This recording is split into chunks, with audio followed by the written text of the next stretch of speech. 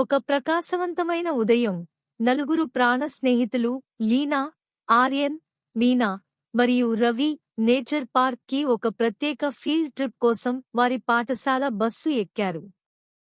కాని ఇది కేవలం ఒక ప్రయాణం కాదు. ఇది ఊహించని సాహసయాత్రకు నాంది. బస్సు గ్రామీణ ప్రాంతాల గుండా వెళుతుండగా అకస్మాత్తుగా పెద్ద శబ్దం వినిపించింది. బస్సు అదిరింది. బస్సు ఆగిపోయింది. మ్యాప్లో లేని ఒక రహస్యమైన అటవీ మార్గం ముందు. డ్రైవర్ టైర్ సరిచేసే వరకు అన్వేషిద్దాం అని ఆర్యన్ అరిచాడు.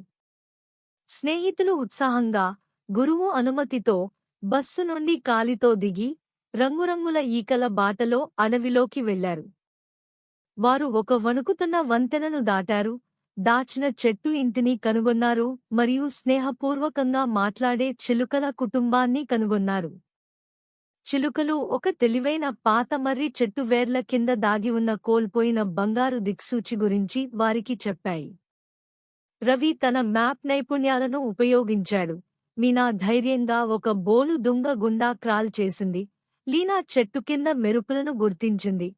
మరియు ఆర్యన్ తన ఫన్నీ నృత్యంతో ఒక క్రోధస్వభావం గల ఉడుత గార్డును దృష్టి మరల్చాడు.